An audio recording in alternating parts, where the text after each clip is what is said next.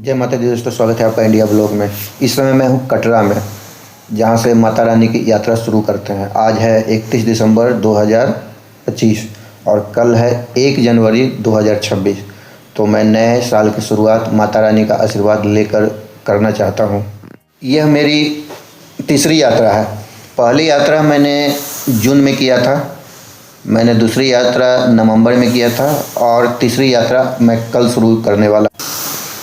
कहा जाता है कि जब तक माता रानी का बुलावा नहीं आता है तब तक आप यात्रा नहीं कर सकते हैं।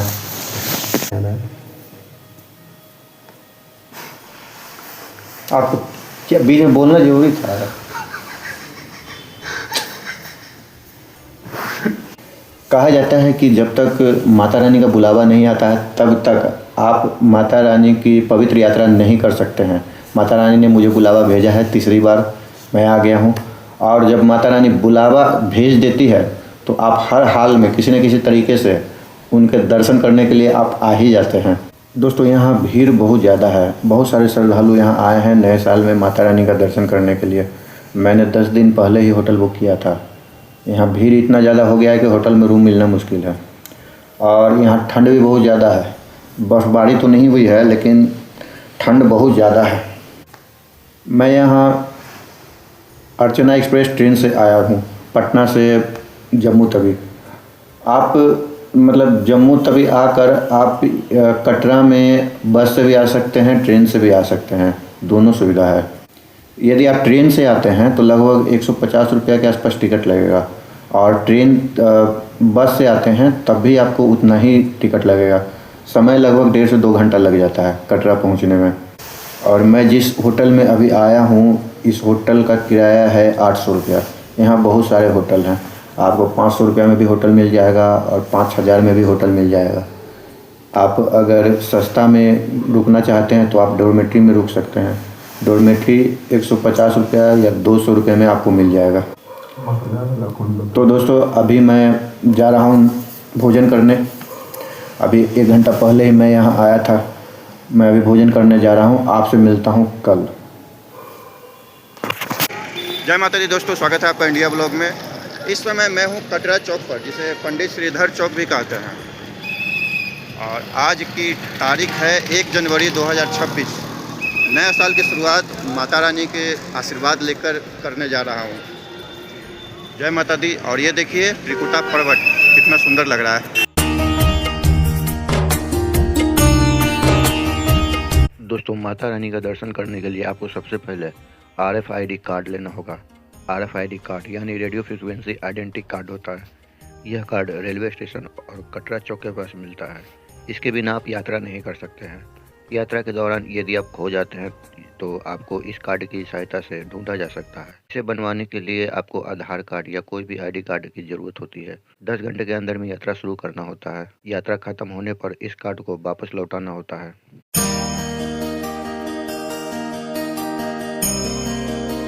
जय माता दी। मैं पहुंच चुका हूं दर्शनीय द्वार, जिसे बाणगंगा द्वार भी कहते हैं। कटरा से इसकी दूरी करीब 2 किलोमीटर है। यहाँ आप ऑटो से या पैदल भी आ सकते हैं। आज श्रद्धालुओं की बहुत ज़्यादा भीड़ है। यहाँ आपकी बैग की चेकिंग होगी।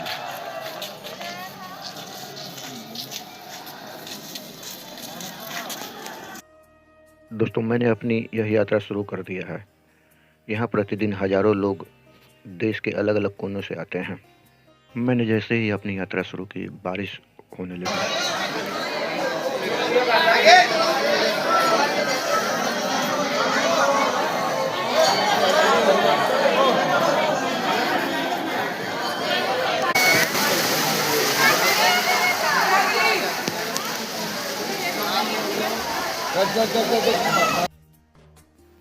ये मेरे साले साहब हैं। पिछली बार इनके साथ आया था तो बारिश शुरू हो गई थी और आज भी इन्होंने बारिश शुरू करवा दिया।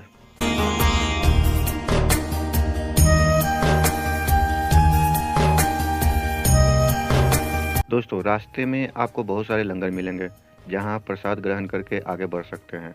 बाणगंगा मार्ग पर यात्रा करते समय सबसे पहला लंगर मिलेगा गुलशन कुमार का, जो 1979 से भक्तों की सेवा कर रहा है। और इसके बगल से ये जो रास्ता देख रहे हैं, ये नया वाला मार्ग है। आप यहाँ से यात्रा कर सकते हैं।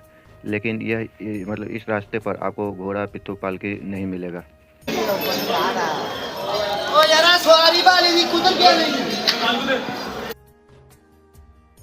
पुराने रास्ते पर आपको घोड़ा पिट्ठू पालकी की सुविधा मिल जाएगी। घोड़े का चार्ज लगभग 1100, पिट्ठू का चार्ज 500 और पालकी 3500 में मिल जाएगा।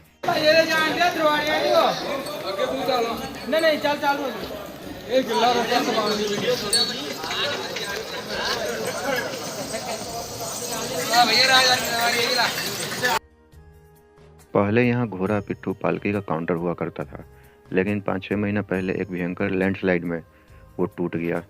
यही वो स्थान है जहाँ लैंडस्लाइड हुआ था, जिसमें 40 लोगों की मौत हो गई थी।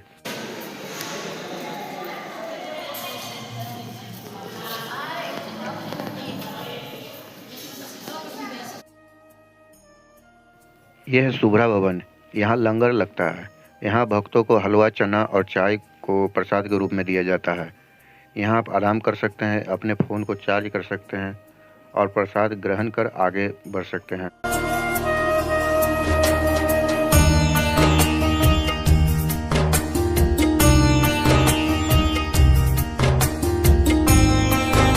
के दर्शन कराएंगे। देखो माँ का दरबार का दर्शन के लिए ना पालकी आज की पालकी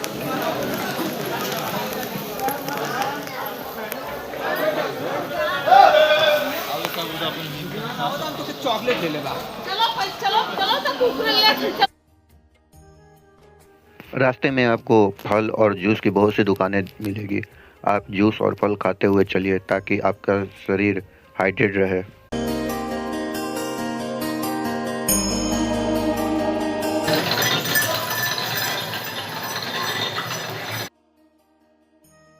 थोड़ी ही दूर आगे बढ़े थे तो अविनाश बहुत थक गया था, इसलिए आराम करने लगा और जूस पीने लगा।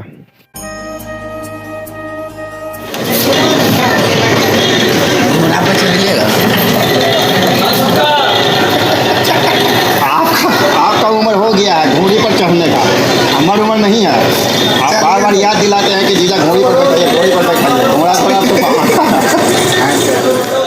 आराम से चलने में भलाई है, तो रास्ते में रह जाइए। लेकिन हमको तो ऐसा नहीं लगता, जितना दूर चलिएगा उतना ही बेहतर है।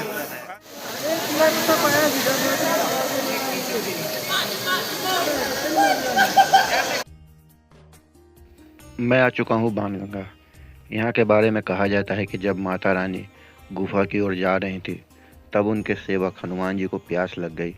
तब माता रानी ने यहाँ बाण चलाकर गंगा जी को प्रवाहित किया था, इसलिए इस स्थान को बाणगंगा कहते हैं।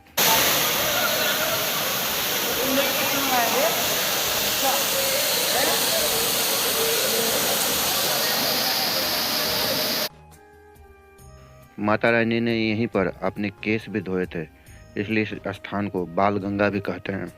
यहाँ बच्चों का फ्री में मुंडन भी किया जाता है।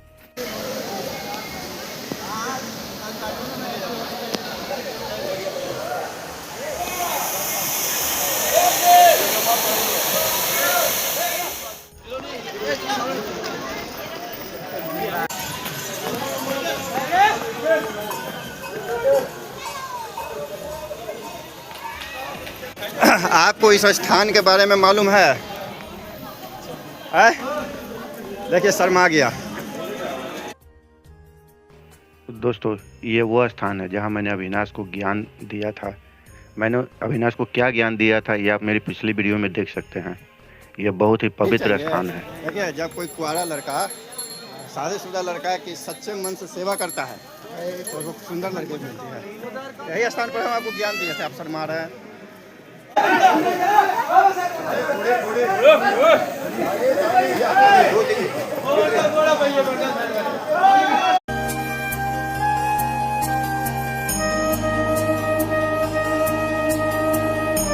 यह है इच्छापूर्णा माँ वैष्णो मंदिर।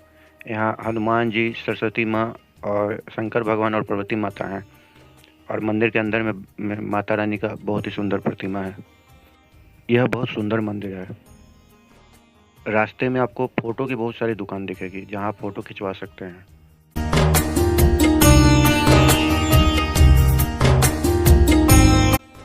यहाँ ठंडी बहुत ज़्यादा है। देखिए चारों तरफ फॉग ही फॉग है।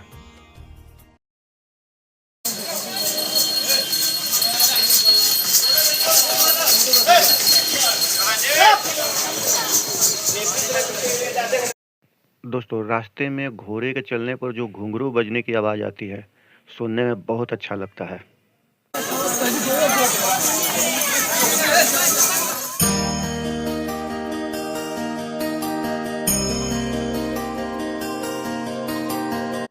लोग रास्ते में जय माता दी करते हुए और माता रानी का भजन बजाते हुए आगे बढ़ते जा रहे हैं।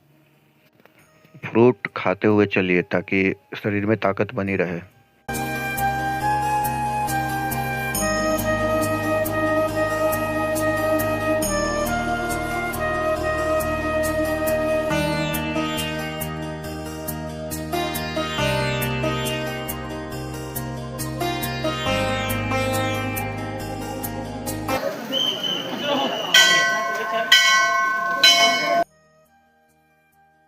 दोस्तों, ये है चरण पादुका मंदिर। जब भैरवनाथ माता रानी का पीछा कर रहा था, तब माता रानी ने यहाँ से पीछे मुड़कर देखा था, जिससे उनके पैरों के निशान यहाँ बन गए थे। इस मंदिर में बहुत सारे भगवान की प्रतिमा बनी हुई है।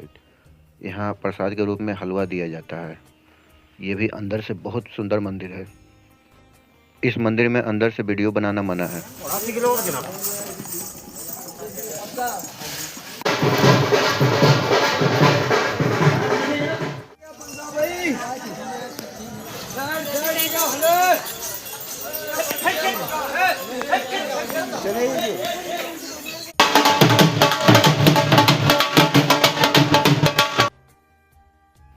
दोस्तों, रास्ते में आपको बहुत जगह ब्रांडेड रेस्टोरेंट दिखेंगे जहां आप भोजन कर सकते हैं।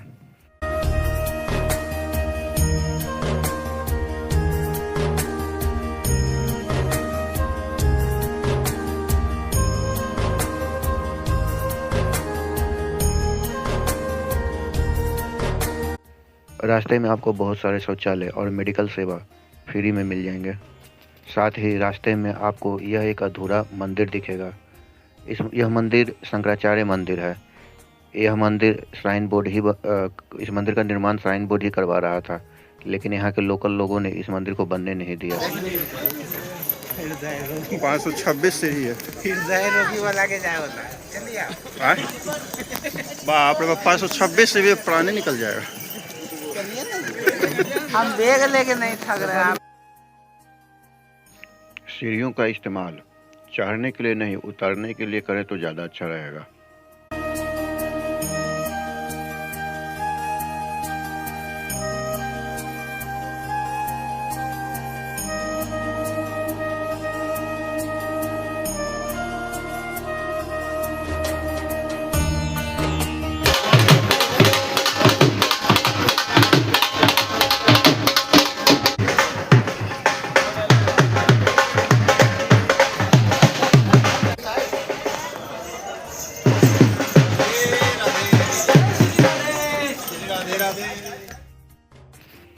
रास्ते में फ्रूट और जूस लेते हुए और आराम करते हुए चलना चाहिए।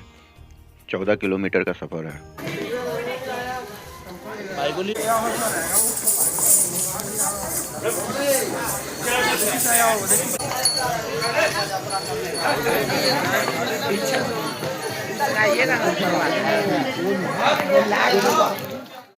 ये देखिए, यहाँ पत्थर गिरने की संभावना है। कृपया यहाँ ना बैठे।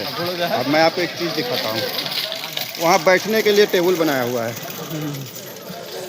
क्या मतलब पत्थर गिरने की संभावना है, नहीं बैठा है। वहाँ बैठने के लिए टेबल बनाया हुआ है। ओह, देखिए लोग वहाँ बैठे हुए हैं।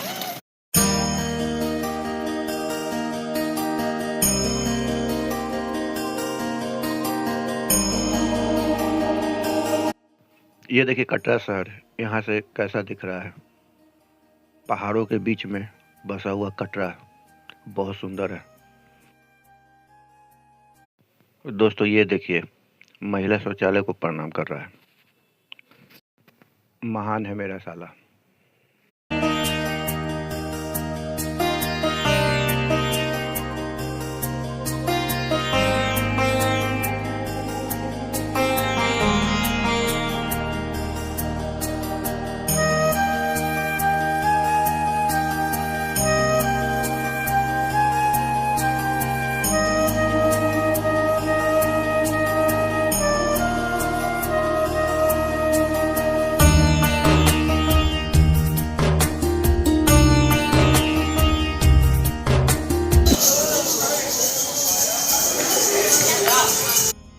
ये देखिए प्रकृति की खूबसूरती, बादलों के बीच में पहाड़, कितना सुंदर लग रहा है। देखिए यहाँ लिखा हुआ है पत्थर गिरने की संभावना है, कृपया यहाँ ना बैठे। अब ठीक इसके सामने देखिए बैठने के लिए बेंच बना हुआ। अब मैं क्या दिमाग लगाया है सब। पत्थर गिरने की संभावना है, यहाँ ना बैठे, वहाँ देखिए।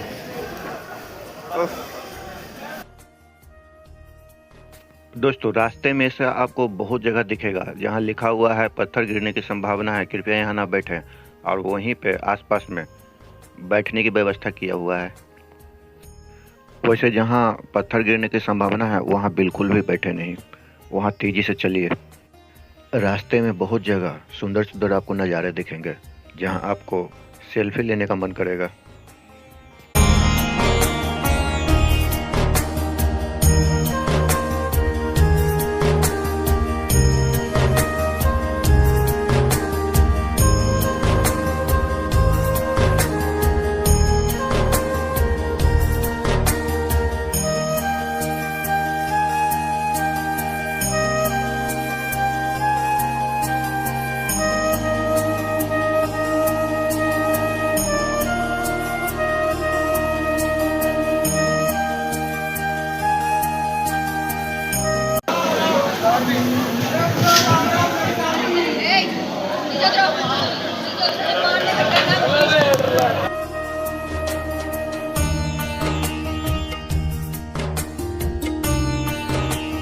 दोस्तों अब हम पहुंच चुके हैं अर्धकुंवारी के पास। अर्धकुंवारी के पास आराम करने के लिए और व्यवस्था है, शौचालय की भी व्यवस्था है, साफ़ सुथरा शौचालय है, और खाने पीने की भी यहाँ बहुत सारी दुकानें हैं।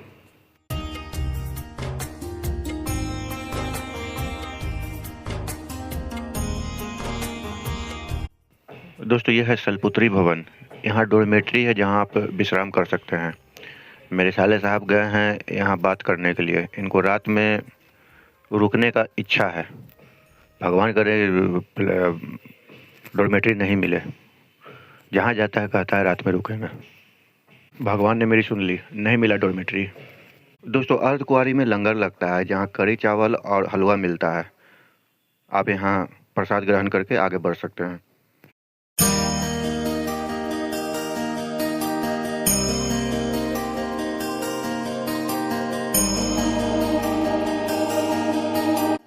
यह है अर्धकुंवारी। जब माता रानी के कहने पर पंडित श्रीधर जी ने अपने घर में भंडारे का आयोजन किया था तो माता रानी इसी भंडारे में बालिका बनकर आई थी। इसी भंडारे में भैरवनाथ भी आया था। वह माता रानी को पकड़ने की कोशिश करने लगा। तब माता रानी वहां से त्रिकुटा पर्वत की ओर चल दी। बाणगंगा और चरण पादुका से होते हुए अर्धकुंवारी माता रानी पहुँच गई। यहाँ एक गुफा में माता रानी 9 महीने रहकर तपस्या की थी। इस गुफा को गर्भजून गुफा कहा जाता है। गर्भजून गुफा अर्धकुंवारी में है। इसी गुफा का दर्शन करने भक्त यहाँ आते हैं। कहा जाता है कि इस गुफा का दर्शन जीवन में एक ही बार करना चाहिए। इस गुफा का दर्शन करने के लिए यहाँ नंबर लगाना पड़ता है।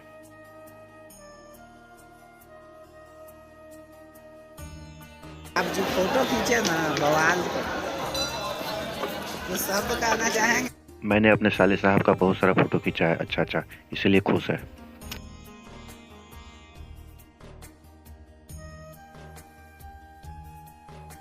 दोस्तों 12 बजे तक हम लोग अर्धकुंवारी पहुंच गए थे। हम लोगों ने आधी यात्रा पूरी कर ली। अब जा रहे हैं भवन की ओर। रास्ते में इतने सुंदर नज़ारे दिखते हैं कि मन करता है देखते रहें।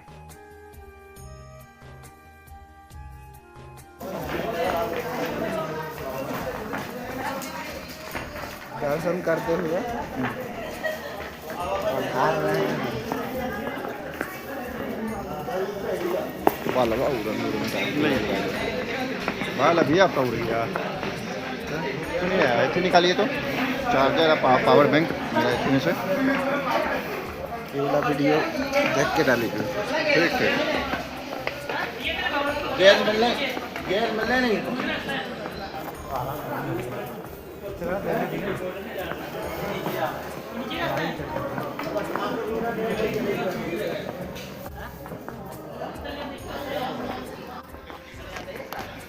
मेरे साले साहब बड़ा फैशनबाज हैं। यहाँ से भवन 5 किलोमीटर दूर है। पैदल चलना है। आराम से चलना है। दोस्तों ये कौन सी पक्षी है कमेंट में ज़रूर बताइए। और आपको यहाँ भी एक और चीज़ दिखाता हूँ। ये देखिए यहाँ पत्थर गिरने की संभावना है। ये सब बोर्ड लगाना बहुत ज़रूरी है ताकि लोग सतर्क हो जाए। लेकिन यहाँ देखिए बैठने के लिए व्यवस्था किया हुआ है। पत्थर गिरने की संभावना है लेकिन यहीं पर बैठने के लिए व्यवस्था किया हुआ है।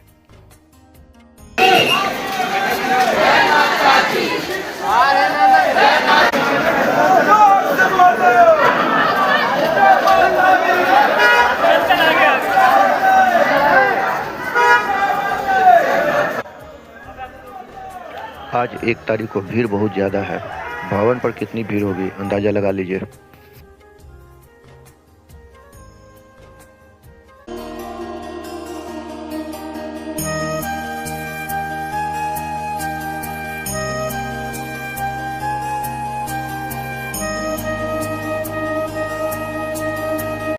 यहाँ से भवन 3.25 किलोमीटर दूर है।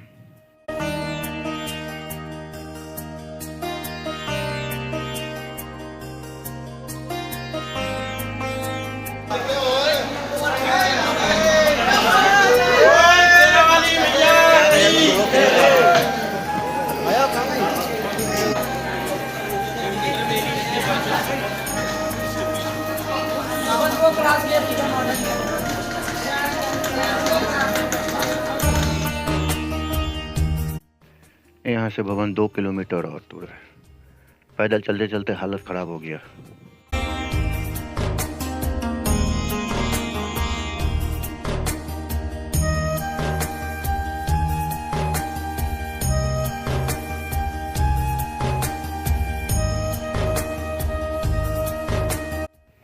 ये देखिए यहाँ से भवन दिख रहा है। लग रहा है कि अब ज़्यादा दूर नहीं है, लेकिन यहाँ से भी लगभग 2 किलोमीटर अभी दूर है।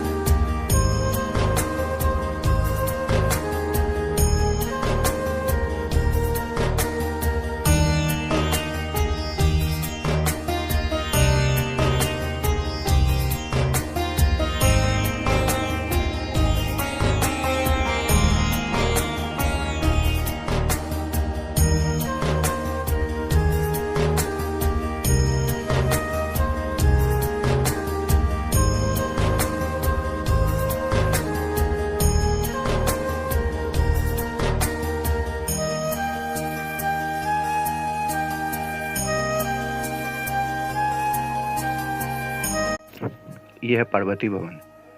यहाँ लॉकर की सुविधा है और नहाने की भी सुविधा है।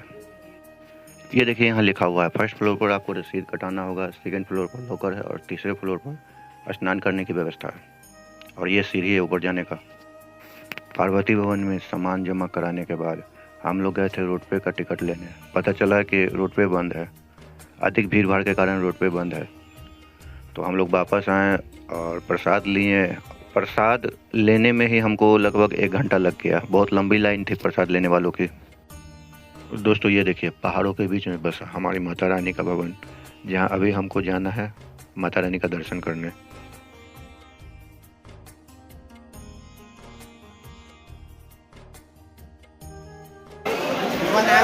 जय माता दी जय माता दी दोस्तों, हम लोग दर्शन कर लिए हैं। दर्शन करने में लगभग 1 घंटा का समय लगा है। अंदर में पंडित जी जल्दी जल्दी सबका दर्शन करा रहे थे क्योंकि भीड़ बहुत ज़्यादा है, बहुत ज़्यादा भीड़ है यहाँ। दर्शन बहुत अच्छे से हो गया और अब हम जा रहे हैं भैरव बाबा। भैरव बाबा इसलिए जा रहे हैं क्योंकि कहा जाता है कि जब तक माता रानी का दर्शन करने के बाद भैरव बाबा का दर्शन नहीं किया जाता है तब तक यात्रा अधूरी मानी जाती है। यहाँ से 2 किलोमीटर दूर है भैरव बाबा का मंदिर। दोस्तों यहाँ ठंड बहुत ज़्यादा है। अगर आप यहाँ आ रहे हैं तो गर्म कपड़े और दवाइयाँ ज़रूर लेकर आइए। यदि आप बुज़ुर्ग हैं तो कोशिश कीजिए कि एक ही दिन में दर्शन करके वापस लौट जाएँ।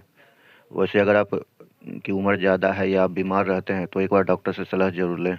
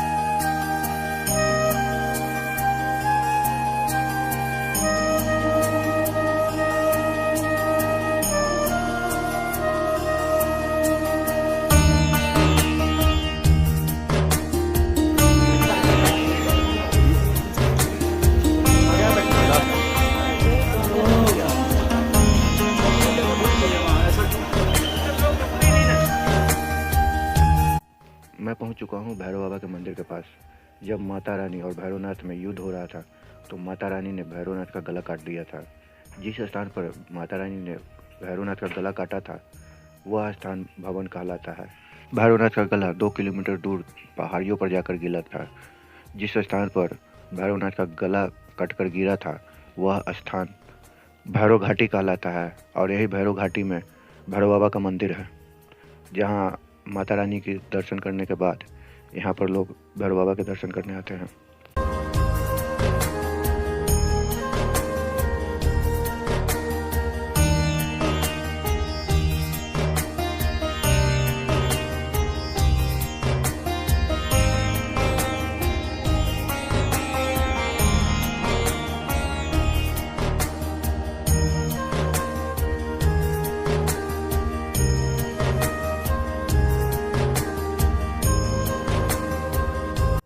जब मैं भैरव बाबा के मंदिर में पहुंचा था तो वहाँ भैरव बाबा की आरती हो रही थी। लगभग 1 घंटा हमको रुकना पड़ा। उसके बाद मैंने भैरव बाबा का दर्शन कर लिया है और अब मैं वापस जा रहा हूँ।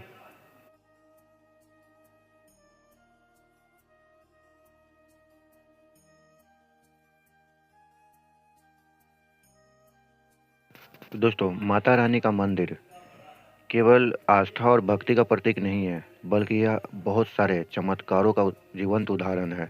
यह कोई साधारण मंदिर नहीं है, बहुत से लोगों की यहाँ से मनोकामना पूरी हुई है। मैंने यह पवित्र यात्रा पूरी कर ली है।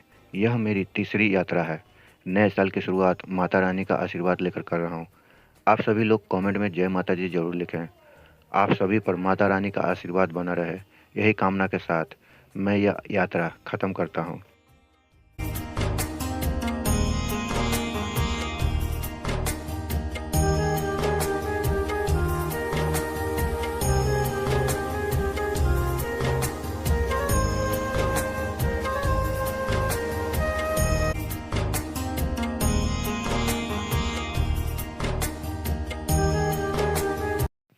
मैं पहली बार घोड़े पर बैठा हूँ। डर भी लग रहा है, मज़ा भी आ रहा है।